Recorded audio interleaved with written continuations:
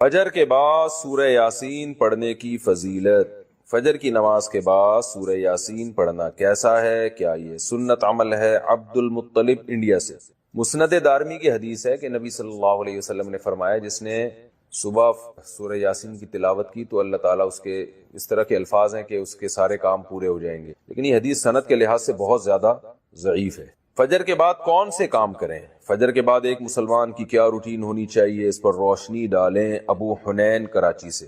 دیکھیں حدیث سے تو یہ بات ثابت ہے کہ فجر کے بعد کا وقت ذکر اللہ کا وقت ہے۔ آپ صلی اللہ علیہ وسلم نے ارشاد فرمایا کہ جو شخص فجر کی نماز کے بعد اسی جگہ جہاں نماز پڑھی ہے بیٹھے بیٹھے اللہ کا ذکر کرتا ہے یہاں تک کہ جب سورج ایک نیزہ بلند ہو جاتا ہے، اشراق کا وقت داخل ہوتا ہے، 2 رکعت پڑھتا ہے تو اللہ اس کو ایک حج عمرے کا ثواب عطا فرما۔ تو بہت سارے اسلاف اسی پر عمل کرتے تھے کہ فجر کی نماز کے بعد اللہ کا ذکر کیا کرتے تھے۔ یہاں تک فقہا نے لکھا ہے کہ فجر کی نماز کے بعد تلاوت کرنے سے بہتر ہے ذکر کرنا۔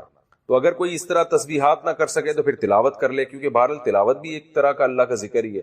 تو یہ وقت جو ہے نا ذکر اذکار کا وقت ہے، سب سے بہتر ہے ذکر کرے، وہ نہیں تو پھر تلاوت کرے۔ تو لیکن واجب کچھ بھی نہیں ہے اس میں، تو اگر آپ فجر سے پہلے کر لیں ذکر، فجر سے پہلے کر لیں تلاوت تو بھی جائز ہے۔ تو شریعت میں آپ کو اس کا اختیار دیا ہے، لیکن فجر کے بعد سونا فوراً یہ بہرحال شریعت میں ناجائز حرام نہ بھی ہو لیکن ناپسندیدہ ہے۔ بہت سارے اسلاف سے اس کی کراہت منقول۔ تو اگر کوئی مجبور ہو تو ایک الگ بات ہے، جیسے کسی کو رات کو نیند ہی نہ آئی ہو اور اس نے صبح 8 بجے کہیں جانا ہے، اب وہ اگر فجر کے بعد نہیں سوئے گا تو وہ آگے نیند پوری نہیں ہوگی، مسائل کھڑے ہوں گے، تو وہ الگ بات ہے، وہ سو جائے۔ لیکن نارملی فجر کے بعد سونے کا معمول بنا لینا یا بلا ضرورت یہ کام کرنا شریعت میں پسندیدہ نہیں ہے۔ بہت سارے اسلاف نے اس کو ناپسند کیا ہے کیونکہ مبارک وقت ہے، اللہ اللہ کرنے کا وقت ہے۔ کچھ نہیں آپ کرتے، ایکسرسائز کر لیں اس وقت، صبح واک کر لیں جا کے، اچھی ہوا ہے، تازہ ہوا ملے گی آپ کو، جاگنگ کر لیں اس وقت جا کے، پورا دن آپ کا اچھا گزرے گا۔ تو یہ اس قسم کی ایکٹیویٹیز کرنی چاہیے۔ اور دوسری بات، نبی صلی اللہ علیہ وسلم نے فرمایا بورک لامتی فی بکورہا، اللہ تعالیٰ نے میری امت کے کاموں میں برکت رکھی ہے صبح کے وقتوں میں۔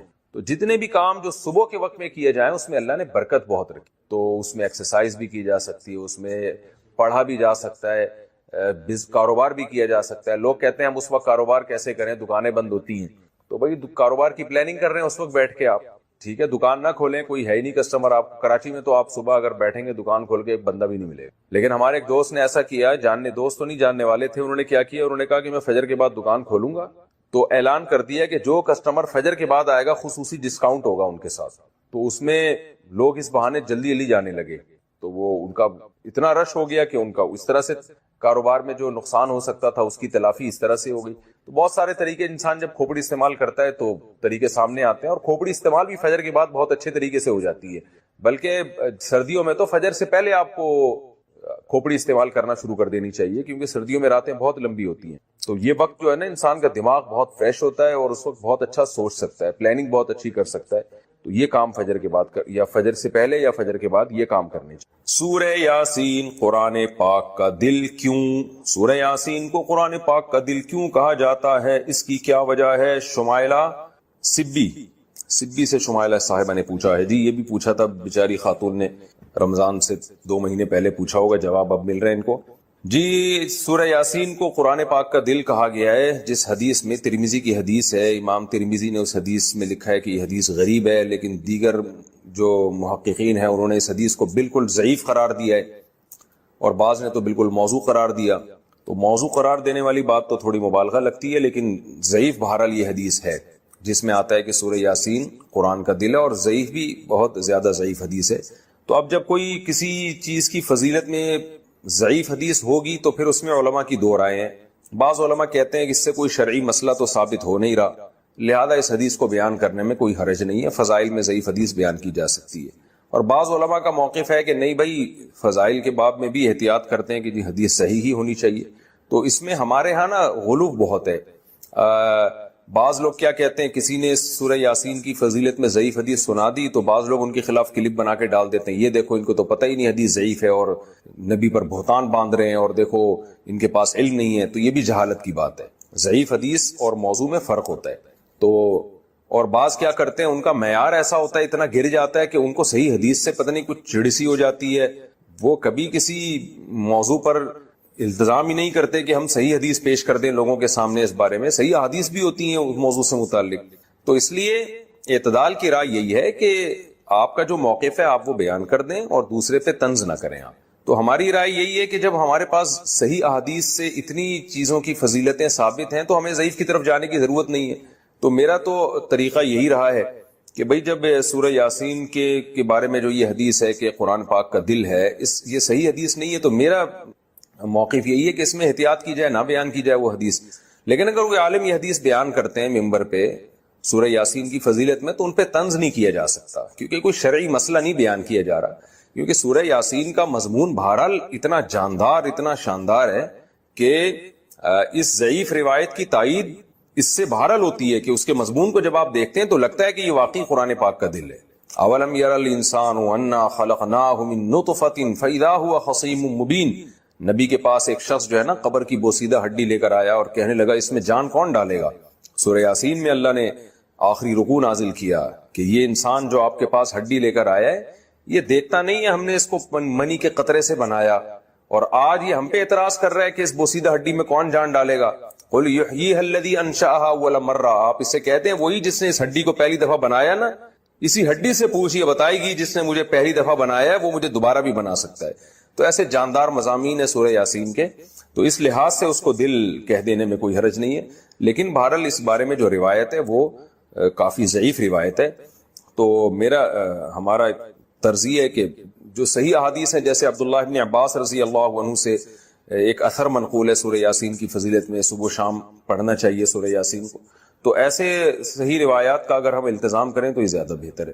پھر کبھی انشاءاللہ میں سورہ یاسین کی کوئی فضیلت اگر صحیح حدیث میں وارد ہوئی ہے تو اس پہ الگ سے انشاءاللہ میں کلپ ریکارڈ کروا دوں گا. عام طور پر جو صورتوں کے الگ الگ فضائل کے بارے میں جو احادیث ہیں نا وہ ضعیف ہی ہوتی ہیں. عام طور پر صورتوں کے الگ الگ جو فضائل ہوتے ہیں نا، فلاں صورت کی یہ فضیلت، فلاں صورت کی، عام طور پر قاعدہ کلیہ نہیں ہے. بعض صورتوں کی فضیلت پر جیسے سورہ اخلاص کے بارے میں آتا ہے 3 دفعہ سورہ اخلاص پڑھنا ایک قرآن کے برابر ہے، تو یہ تو صحیح حدیث سے ثابت ہے. لیکن عام طور پر جو صورتوں کی الگ الگ فضیلت کے فلاں ٹائم پہ پڑھنے میں یہ، فلاں ٹائم پہ پڑھنے میں، تو عموماً اس بارے میں روایات اکثر ضعیف ہوتی ہیں. اگلی حدیث ہے 7558. حدثنا احمد بن اشکاب قال حدثنا محمد بن فضیل عن عمارة بن القعقاع عن ابی زرعة عن ابی هریرة رضی اللہ عنہ قال قال النبی صلی اللہ علیہ وسلم کلمتان حبیبتان الی الرحمن خفیفتان علی اللسان ثقیلتان فی المیزان سبحان اللہ وبحمدہ سبحان اللہ العظیم. حدیث کے جو الفاظ ہیں یہ بھی بڑے مزیدار ہیں، پڑھنے میں بہت مزہ آتا ہے ان الفاظ. نبی صلی اللہ حضرت ابو ہریرہ رضی اللہ عنہ سے روایت ہے، رسول اللہ صلی اللہ علیہ وسلم نے فرمایا 2 کلمات ایسے ہیں حبیبتان الی الرحمن، جو رحمان کو بہت زیادہ محبوب. آپ کو پتہ ہے فعیل بمعنی مفعول کثرت سے آتا ہے عربی میں، تو یہاں حبیب بمعنی کیا ہے؟ محبوب. اللہ کو بہت محبوب ہے. خفیفتان علی اللسان، زبان پر بہت ہلکے ہیں. ثقیلتان فی المیزان، ترازو میں قیامت کے دن بہت بھاری ہے. دیکھو کسی عمل کو کرنے کے لیے موٹیویشن چاہیے نا. ہمیں کوئی عمل ہم کرنا چاہتے ہیں تو ہمیں کہیں سے موٹیویشن ملتی ہے تو ہم اس عمل کو کر لیتے ہیں. تو موٹیویشن کے لیے 3 چیزیں ہوتی ہیں جس سے آپ کو اس عمل کے کرنے کی ترغیب ملتی ہے. ایک چیز یہ ہوتی ہے کہ کوئی شخص آپ کو آپ کے کہتا ہے کہ یہ عمل کر لو، اس سے تمہارا محبوب خوش ہو جائے گا، تو ایک دم ہمیں حوصلہ ملتا ہے کہ ہم یہ عمل آپ لوگ کر لیں، کوئی چاہے مشکل عمل ہی کیوں نہ ہو. لیکن بھائی جس سے ہمیں محبت ہے یہ عمل کرنے سے ہمارا محبوب خوش ہو جائے گا، اس سے بڑا حوصلہ ملتا ہے. محبوب کو جو کام محبوب ہو اس کو کرنے کا دل چاہتا ہے یا نہیں چاہتا؟ چاہتا ہے.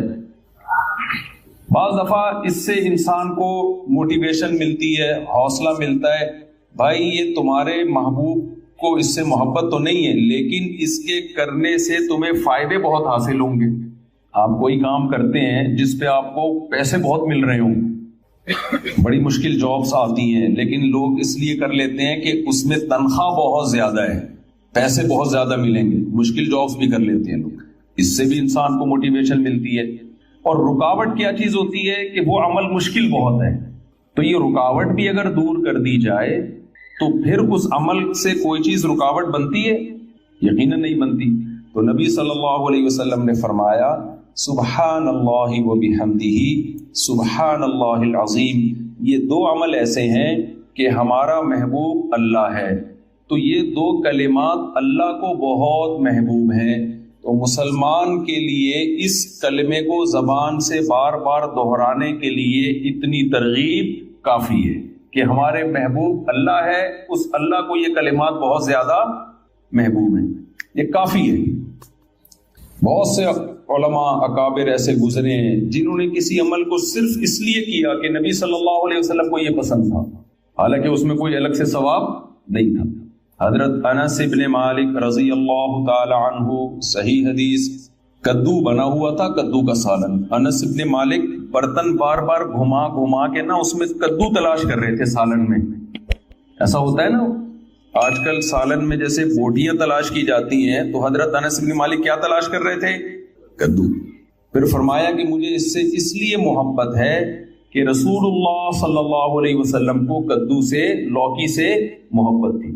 تو صرف اس لیے وہ لوکی تلاش کر رہے ہیں سالن میں کہ میرے نبی کو، میرے محبوب کو اس سے محبت.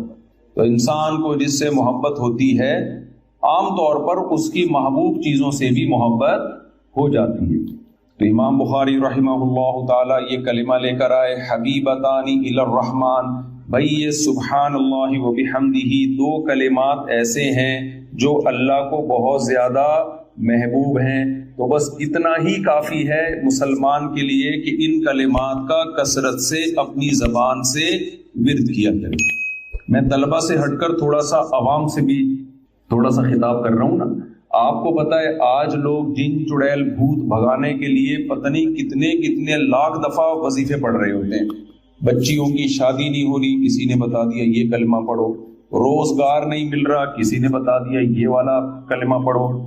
سر پہ بال نہیں اگ رہے، کسی نے بتایا بھائی یہ وظیفہ پڑھ کے دم کرو.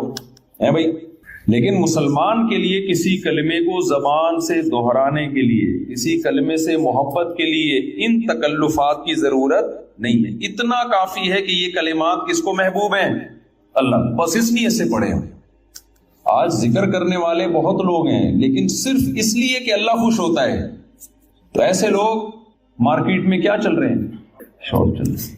اور آپ کو پتا ہے جو چیز مارکیٹ میں شارٹ ہوتی ہے اس کی ویلیو بڑھ جاتی ہے. تو اپنی ویلیو اگر اللہ کی نظر میں بڑھانا چاہتے ہیں تو صبح و شام ذکر صرف اللہ کو خوش کرنے کے لیے کریں کہ اللہ تجھے یہ کلمہ محبوب ہے لہذا میں اپنی زبان سے اس کلمے کا ورد کروں. دوسری آپ صلی اللہ علیہ وسلم نے فرمایا خفیفتان علی اللسان. بعض دفعہ آپ کو پتا ہے اس پہ مجھے اجر بھی زیادہ ملے گا، اللہ خوش بھی ہوگا، لیکن کام مشکل بہت ہوتا ہے.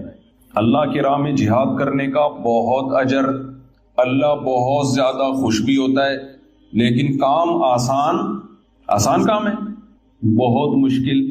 تو روزہ رکھنا بہت زیادہ اجر، اللہ روزے سے خوش بھی بہت زیادہ ہوتا ہے. الصوم لی وانا اجزی بہ. نبی نے فرمایا، اللہ تعالیٰ فرماتے ہیں روزہ میرے لیے اور اس کا اجر میں خود دوں گا، کسی کے ذمے نہیں لگاؤں گا کہ فرشتوں کو بھائی جا کے اس روزے کا اجر دے دو. اتنا پسند ہے اللہ کو روزہ. لیکن آسان کام آپ لوگ کو تو مجھے لگ رہا ہے بالکل بھی اردو نہیں آتی، لیکن آسان کام نہیں ہے. اس لیے بہت کم لوگ روزہ رکھتے ہیں. بھائی ثواب بہت زیادہ ہے، اللہ خوش بھی بہت ہوتا ہے، لیکن صبح کا پراٹھا بھی چھوڑنا پڑے گا، دوپہر کی چائے بھی چھوڑنی پڑے گی، شام کے سموسے بھی چھوڑنے پڑیں گے. بہت ساری ٹینشن ہے، ثواب بھی بہت، اللہ بھی خوش، لیکن آسان کام. It is not easy for us to do this. کچھ یاد کیے ہوئے ہم نے بھی پرانے اسٹرکچر، اب اس میں کچھ بھی لگایا جا سکتا ہے.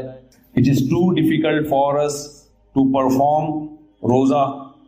تو اس لیے نبی صلی اللہ علیہ وسلم نے فرمایا بھائی اجر بھی بہت زیادہ.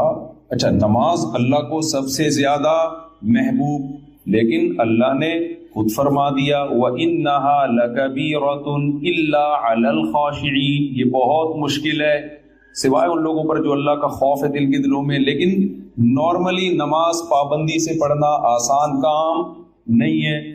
تو اس لیے نبی صلی اللہ علیہ وسلم نے ترغیب کے لیے فرمایا خفیفتان علی اللسان، کیونکہ یہ کلمات زبان سے ادا کیے جاتے ہیں اور زبان پر بہت ہلکے ہیں، اس لیے بہت زیادہ اللہ کو محبت اور ان کی ادائیگی زبان کے لیے بہت آسان۔ فرمایا ثقیلتان فی المیزان، ہو سکتا ہے کسی کے دل میں یہ خیال آئے کہ جب زبان پر اتنے ہلکے ہیں، اتنی آسانی کے ساتھ ہم زبان سے یہ 2 کلمے ادا کر سکتے ہیں، تو ہو سکتا ہے اتنا ہی ہلکا ویٹ ہو ان کا ترازو میں، قیامت کے دن وزن لا کے رکھا جائے تو کوئی اس کی ویلیو ہی نہ ہو، ویٹ ہی نہ ہو۔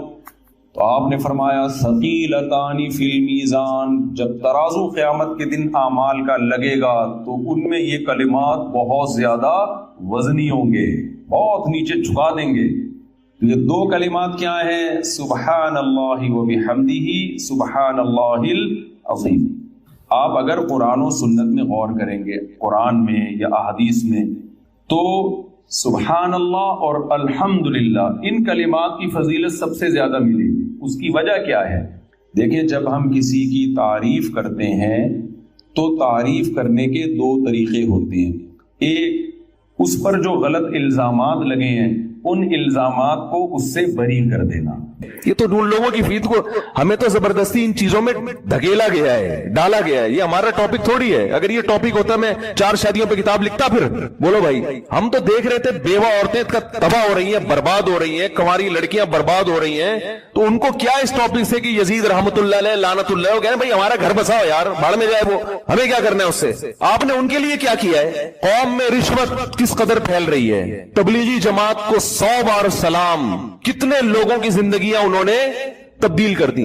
ان کا تو ٹاپک یہ نہیں ہے، نہ کربلا پہ بیان کرتے ہیں، نہ ان کو ربیع الاول کا پتہ ہے۔ کیسا شرک اور بت پرست، کتنے بڑے بڑے گلوکار فنکار ہیں، داڑیاں رکھوا دی ان کو، تہجد گزار بنا دیا۔ کتنے غیر مسلم ہیں، تبلیغ والے تو ریکارڈ بھی نہیں رکھتے۔ اگر یہ ریکارڈ رکھتے نا رجسٹر میں، لاکھوں غیر مسلم ہیں جو تبلیغ والوں کو دیکھ کے مسلمان ہوئے ہیں، حالانکہ کوئی شو بازی کا شوق نہیں ہے تو کوئی ریکارڈ بھی نہیں رکھا ہوا۔ کارگزاری میں زیادہ اس طرح کی باتیں بیان کرنے کی بھی اجازت نہیں، کام کو فوکس کرو۔ تو جو عملی زندگی والے لوگ ہیں ان کا لائف اسٹائل کچھ اور ہوتا ہے، باتیں کرنے والوں کا اسٹائل کچھ اور ہوتا ہے۔ دیکھنے میں آپ کو باتیں کرنے والے پڑھے لکھے لگیں گے، لیکن عملی زندگیاں تبدیل کرنے والے کوئی اور ہوتے ہیں۔ میں تو جانتا ہوں کیسے کیسے لوگوں کی زندگیوں کو تبدیل کیا ہے، کیا کیسے کیسے پتھر دلوں کو تبلیغ جماعت میں نکل کے رام ہوئے وہ چرسی جی۔ تو کتنے لوگ ہیں دنیا میں جن کو ہم جانتے ہیں، ایسے لڑکوں کو جو قتل کیا کرتے تھے، جو شراب پیا کرتے تھے، تبلیغ میں وقت لگا کر ان کی زندگیاں چینج ہو گئی۔ اگر ان کو کسی ایسے خطیب کے محفل میں لے جا کے بٹھا دیتے کہ وہ بیان کر رہا ہے جناب اس پہ کربلا پہ بیان کر رہا ہے اور حجاج بن یوسف پہ رپورٹ پیش کر رہا ہے، بنو امیہ پہ رپورٹ پیش کر رہا ہے، یہ لوگ شراب چھوڑتے؟ یہ اسی میں الجھ کے رہ جاتے۔ حدیث میں دعا سکھائی ہے، اللہم انی اعوذ بک من علم لا ينفع، اللہ ایسے علم سے پناہ مانگتا ہوں جو فائدہ نہ پہنچائے۔ تو ہماری پیدائش کا مقصد یہ ہے کہ تم میں سے اچھا عمل کون کرتا ہے، کوئی شخصیت مقصود نہیں، عمل مقصود ہے۔ سالے شو مارنے کے لیے نہیں دے رہا، سمجھانے کے لیے کہ میں کہنا کیا چاہ رہا ہوں۔ وہ جو مشین ہوتی ہے نا، یہ وہ جوش ہوتا ہے، کبھی یوں یوں آدمی کر رہا ہے، کبھی ڈولے شولے، تو ہم نے کہا یار جم خانہ جانے کے بجائے بہتر ہے کیا کرو، گھر میں مشین لا کے رکھ لو۔ خریدی ویٹ مشینیں، صحن میں لا کے رکھ لی، توفیق اب تک بولو نہیں، کیونکہ ماحول ہی نہیں ہے۔ ماحول میں انسان کام کر لیتا ہے نا، جم میں ایک ماحول ہوتا ہے، سبھی کر رہے ہوتے ہیں تو آدمی کا دل چاہتا ہے چلو 2-4 ڈنڈ ہم بھی پیل لیں۔ تو وہ اتنی پیسے جمع کر کر کے ایک شوق میں مشینیں بڑی لا کے رکھی ہیں، اب کیا ہے کہ وہ 1 سال ہو گیا استعمال میں نہیں آئی۔ اب شیطان کہہ رہا ہے بھائی آ جائیں گی استعمال میں، کل سے شروع کر دو۔ میں نے شیطان کو بول دیا کہ اب سزا یہ ہے کہ یہ مال نکلے گا یہاں سے، اب یہ گھر میں نہیں، وہ نکل جائے گا۔ اب میں یہاں کوئی بولی تھوڑی لگا رہا ہوں کہ کتنے کا دوں گا، لوگ کہیں گے اچھا مولوی صاحب کو مشینیں بیچنی تھی، پورا بیان اس چکر میں کیا ہے۔ وہ جس کو بیچنی ہے اس سے بات ہو گئی ہے، اور اس کو بھی دھمکی دے دی ہے کہ اگر تو نہیں اٹھا کے لے کر گیا نا 3-4 دنوں کے اندر کباڑ والے کو دے دوں گا، میں بتا رہا ہوں، گھر سے نکالوں۔ 1 سال بہت ہوتا ہے، بہت مہلت دے دی اپنے آپ کو۔ اب اگر دوبارہ کسی وقت خیال آیا نا کہ گھر میں ایکسرسائز کرنی ہے، دوبارہ پیسہ لگا کے خریدوں گا میں، لیکن اب اس کی ہمت ہوگی نہیں۔ جب ایک دفعہ اتنے پیسے انسان کے برباد ہو جاتے ہیں تو دوبارہ ہمت نہیں ہوتی۔ 1 سال بہت ہے مہلت دینے کے لیے، تو بھائی نہیں ہو رہا اس کا مطلب 1 سال تجربہ ہو گیا. بھائی گھر میں آدمی جاتا ہے تو یہ کام ہوتے ہی نہیں اس سے. گھر میں تو بچے پکڑ لیتے ہیں, آپ کو انڈے لینے کے لیے بھیجا تھا, آپ جناب ایسی خالی ہاتھ آ رہے ہیں, اور یہ اس کام کے لیے بھیجا تھا. گھر کے 10 مسائل ہیں, گھر میں نہیں ہوتے یہ کام. باہر کچھ لوگ کرتے بھی ہیں, لیکن ہم نے 1 سال تجربہ کر کے دیکھ لیا بھائی ہمارے بس کا کام نہیں ہے. اور بدنامی الگ ہو رہی ہے, جو گھر میں آتا ہے وہ سمجھتا ہے پتہ نہیں ہے کیا کوئی مسٹر پاکستان ہے یہ آدمی, مشینیں ایسی لگی ہوئی ہیں جیسے پتہ نہیں کیا, یہ ڈولے تو اس حساب سے کہہ رہے ہیں نظر نہیں آ رہے, یہ جا کہاں رہے ہیں. مشینیں ایسی لگائی ہوئی ہیں, آپ آگے ہمارا صحن دو, آپ بولو ارے بھائی مفتی صاحب تو ماشاءاللہ. تو بدنامی الگ ہو رہی ہے. تو اس کا حل کیا ہے؟ اور آج میرا ارادہ تھا ایک کباڑ والے کو میں فون کروں کہ یہ مشین بندے اٹھا کے نہیں لے کے جا رہے جن کو بیچنی ہے, تو اس کو وزن کے حساب سے بیچ دے بھائی, تو لوہے کا جو وزن ہوتا ہے نا. اور میرا ارادہ تھا آج, تو میں نے کہا ایک مہلت اور دے دوں, جس سے بات ہوئی ہے کہ بھائی لے جا, ورنہ میں کباڑ میں بیچ دوں گا, میں نقصان کر دوں گا, مگر میں یہ ٹینشن گھر میں نہیں پالوں گا. میں یہ سامان گھر میں جمع کر کر کے رکھنا یہ زیادہ ٹینشن کی چیز ہے بنسبت آپ اپنا کچھ مالی نقصان کر لیں. یہ زیادہ نقصان دہ چیز ہے, اس سے دل میں محبت پیدا ہوتی ہے دنیا کی. تو گھر میں آپ نے کیا کرنا ہے بھائی, فریج جا کے آج کھولیں, ہے بھائی کھولیں آج فریج, اور سب چیزیں نکال کے باہر پھینک دیں. بولے بیگم اب نئے سرے سے فریج میں چیزیں آئیں گی, ٹھیک ہے. تو بولے بیگم سے یہ اتنا بڑا فریج میں نے تمہارے بیٹھنے کے لیے نہیں بنایا, یہ ضرورت کے لیے بنایا میں نے. تو اور سب گھروں میں یہی ہو رہا ہے, میں تو یہاں بیٹھ کے باتیں کر رہا ہوں نا, ہمارا کبھی فریج کھولیں گے پتہ نہیں کیا کیا نکلے گا اس سے, تو میں نصیحت ہی کر سکتا ہے انسان. ہاں تو ہمارے تو 3 فریج کھولیں گے تو وہ اس میں پتہ نہیں کیا کیا بھرا ہوا ہے. یہ تو میں باتیں کر رہا ہوں, میں کوئی دعوے تھوڑی کر رہا ہوں کہ ہمارے یہاں بالکل ایک ایک چیز بالکل شریعت کے حساب سے چل رہی ہے. تو ہمیں بھی یہ شکایت ہے, لیکن بہت مشکل ہوتا ہے سمجھانا. پولیس بھی نہیں سمجھا سکتی بھائی گھر میں کسی کو. ہمارے تو گھر والے کہتے ہیں یہ فریج چھوٹا پڑ رہا ہے, ایک اور چاہیے. میں نے کہا ایک اور, میں اس سے بیزار آیا ہوا ہوں, ایک اور فریج کہاں سے ملے گا. تو وہ تو آپ لاتے رہو, ایک اور کیا 4 فریج اور لا کے رکھ دو, وہ بھی بھر جائیں گے. اور آج کل تو گرمیاں ہیں, اے سی کی ٹھنڈک اتنی کافی نہیں ہوتی, بچے بھی اس میں سونا شروع کر دیں گے. فریج کبھی نہیں بھرے گا, جتنے بڑے بڑے فریج لے لو وہ کم ہی پڑیں گے. آپ جب تک قناعت پہ نہیں آؤ گے ہمارا پیٹ بھر نہیں سکتا. نبی نے فرمایا کہ انسان کا پیٹ قبر کی مٹی کے علاوہ کوئی چیز نہیں بھرے گی. توند اس وقت جا کے بھرے گی ہماری جب مریں گے نا, اور مٹی جانا شروع ہوگی, پھر ہم کہیں گے اب نہ مجھے فریج چاہیے, نہ مجھے گاڑی چاہیے, نہ مجھے گھر چاہیے, میں ایکچولی سکون سے ہوں, بس مجھے تمیز سے سونے دو یہاں آرام سے. تو اس لیے بھائی گھروں سے کیا کرنا ہے, بیگم کے علاوہ بچوں کے علاوہ جتنی چیزیں ہیں ٹھیک ہے آہستہ آہستہ نکالنا شروع کریں. تو یہ بھی مال جمع کرنے میں داخل ہے. یہ جو آپ نے اتنا سامان گھر میں ہم نے اکٹھا, برتن پورے سال استعمال نہیں ہوتے, ڈنر سیٹ رکھا ہوا ہے جی, نہیں ہو رہے تو صدقہ کرو, اس کو نکالو بھائی. اس کی سزا یہ ہے کہ مارکیٹ سے کیا کرو, اس کو شارٹ کرو. تو یہ بھی ایک حب دنیا کی علامت ہے, دنیا کی محبت کی علامت. اسلام میں جتنا فوکس نماز کو کیا گیا ہے کسی حکم کو نہیں کیا گیا. اچھا ہمارا مسئلہ کیا ہے کہ نماز عبادت مقصودہ میں سے, دیکھیں شریعت میں 2 طرح کی عبادتیں ہیں. ایک عبادت تو وہ ہے جو خود مقصود نہیں ہوتی بلکہ اس سے مقصد کوئی دوسرا کام ہوتا ہے, جیسے وضو. یہ بذات خود مقصود نہیں ہے بلکہ وضو کا مقصد کیا ہے, نماز پڑھنا آپ کے لیے حلال ہو جائے, جائز ہو جائے. اب کوئی سارا دن بیٹھ کے وضو ہی کرتا رہے, نماز نہ پڑھے, تو اس کو ہم بے وقوف کہیں گے. احرام کا بنیادی مقصد کیا ہے, احرام خود کوئی عبادت نہیں ہے, لیکن عمرہ یا حج کرنے کے لیے آپ کو احرام کی حالت میں آنا ضروری ہے. اس احرام کی حالت میں آئے بغیر آپ نہ حج کر سکتے ہو اور نہ عمرہ کر سکتے ہیں آپ. اس لیے ان کو شرط کہا جاتا ہے. شرط کہتے ہیں کسی بھی چیز کا خارج وہ اس کے اندر نہ ہو. نماز کے ارکان کیا ہیں, قیام ہے, رکوع ہے, سجدہ ہے, تلاوت کرنا. وضو نماز کے ارکان میں سے نہیں ہے بلکہ نماز سے باہر کی چیز ہے. اس لیے ہم کہتے ہیں وضو نماز کی شرطوں میں سے, پاک ہونا, صاف ہونا, جسم کا پاک ہونا, باوضو ہونا, یہ سب چیزیں نماز کی شرطوں میں سے ہیں. اور کچھ عبادتیں ایسی ہیں جو بذات خود مقصود ہیں, جیسے نماز ہے, حج ہے, روزہ ہے, زکوٰۃ ہے. اگر آپ نے نماز نہیں پڑھنی تو آپ پر وضو بھی لازم نہیں ہے. لوگ ہم سے مسئلہ پوچھتے ہیں غسل فرض ہو گیا, کیا رات کو فوراً غسل کرنا ضروری ہے, کیا غسل کیے بغیر ہم سو سکتے ہیں؟ تو اس کا جواب کیا ہے بھائی, غسل فرض ہے نماز پڑھنے کے لیے. تو اگر آپ نے رات کو عشاء کی نماز نہیں پڑھی ہے تو پھر تو فوراً غسل فرض ہے تاکہ آپ کے لیے عشاء کی نماز حلال ہو جائے.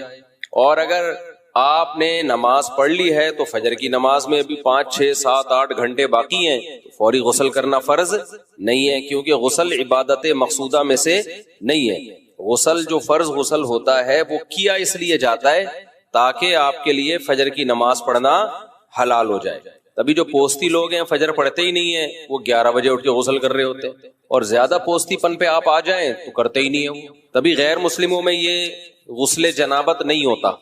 جو غیر مسلم لوگ ہیں ان میں غسل جنابت نہیں ہوتا کیونکہ انہوں نے نماز ہی نہیں پڑھنی ہوتی. ویسے ہی وہ صاف ستھرے ہونے کے لیے بات لے لیں تو ان کی مرضی ہے, نہیں لیں تو بھی کہتے ہیں کیا ہے بس چلو بس, پورا مہینہ گزر جاتا ہے. تبھی اسلام میں حکم یہ ہے کہ جب کوئی غیر مسلم اسلام قبول کرے تو اس کو غسل کرایا جائے, کیونکہ ہو سکتا ہے اس پہ غسل فرض ہو اور اس نے نہ کیا ہو. تو غسل ہو گیا, وضو ہو گیا, ان کی فرضیت کیوں ہے؟ تاکہ آپ کے لیے عبادت جو نماز ہے وہ آپ ادائیگی کر سکیں. تو اب اس کو سمجھیں کہ عبادت مقصودہ بہر صورت کرنی ہی کرنی ہے. جہاد کس میں داخل ہے؟ عبادت مقصودہ میں ہے یا غیر مقصودہ میں؟ بولو نہ غیر مقصودہ میں. وہ بذات خود مقصود نہیں ہے. بذات خود مقصد کیا ہے؟ اللہ کا دین غالب ہو جائے, دشمن کا شر ٹوٹ جائے. تو اگر دشمن کا شر ویسے ہی ٹوٹ گیا, سلو ہو گئی اور دشمن نے ہتھیار ڈال دیے, تو شریعت بلا وجہ لڑائی کا حکم نہیں دیتی. بلکہ جہاد کے بارے میں جب ہم اصول فقہ کی کتابیں پڑھتے ہیں تو اس میں لکھا ہوا ہے کہ جہاد بذات خود, یعنی اول نظر میں دیکھا جائے, اول نظر میں, میرے اتنے سے بیان کو کلپ کاٹ کے نہ کوئی بنا دے, اتنی سی بات کو نہ چلا دیتے ہیں لوگ, پوری بات نہیں کر رہے ہوتے. پہلی نظر میں اگر دیکھا جائے تو فساد ہے, اس میں کوئی ایسا کام نہیں ہو رہا جو اللہ جس کو پسند کرتا ہو. مار کٹائی, قتل و غارت, معصوم لوگوں کی جانیں بھی جاتی ہیں. چاہے جب آپ جہاد کرتے ہو تو شریعت نے حکم دیا ہے کہ عورتوں بچوں کو قتل نہ کیا جائے, لیکن جب بھی بم گرے گا آپ نے نشانہ تو دشمن کے فوجیوں کو بنایا, لیکن بم کے دھوئیں اور چھرے کہیں نہ کہیں تو پہنچیں گے. بم تو یہ تھوڑی دیکھتا ہے کہ بھئی ادھر پھٹنا ہے, یہ ادھر ادھر دائیں بائیں اگر کوئی بے گناہ لوگ گزر رہے ہیں تو ان کی قریب سے گزر جانا ہے. غریبی میں 2-4 معصوم لوگ بھی مر جاتے ہیں اس سے, تو انسانیت قتل ہوتی ہے, اس میں لوگ معذور ہو جاتے ہیں, گھر اجڑ جاتے ہیں. تو اس لیے علماء جو اصول فقہ کی کتابیں جنہوں نے صدیوں پہلے لکھی ہیں وہ کہتے ہیں جہاد میں تو خون خرابہ ہے اور اللہ کو زمین میں فساد پسند نہیں ہے, کسی بھی درجے میں پسند نہیں ہے. لیکن یہی جہاد بہت بڑی عبادت ہے جب فساد ختم کرنے کے لیے ہو, جب فساد ختم کرنے کے لیے. کیوں؟ وجہ اس کی یہ کہ اگر یہ جہاد نہیں ہوگا تو خون خرابہ رکے گا تھوڑی, اس سے بڑا خون خرابہ ہوگا. ابھی قریب میں اس کی مثال ہے, انہوں نے فائرنگ شروع کر دی, پڑوسیوں نے میزائل داغنا شروع کر دیے. ہم اگر کہتے بھائی جہاد تو فساد ہے, ہم اگر بم برسائیں گے ماریں گے تو یہ نہ ہو جائے وہ نہ ہو جائے, تو بہتر یہی ہے کہ کچھ نہ کیا جائے. تو ادھر کچھ ہو نہ ہو, ہم اب تک اس دنیا کی مارکیٹ سے شارٹ ہو چکے ہو. لوگ کہتے کہ جی ایک مسجد تھی جہاں مفتی صاحب کا بیان ہوا کرتا تھا. آپ کہہ سکتے ہیں یوٹیوبر بتا رہے ہوتے, یوٹیوبر بھی جا چکے ہوتے. اتنا فساد ہوتا ہے جب. اس لیے جہاد عبادت غیر مقصودہ ہے, مقصودہ نہیں ہے, لیکن ہے بہت بڑی عبادت. جب فرض ہو جائے تو بہت ثواب ہے اس میں. تو یہی وجہ ہے کہ نبی صلی اللہ علیہ وسلم کو جہاں جہاد کیے بغیر غلبہ مل گیا وہاں آپ نے جہاد نہیں کیا.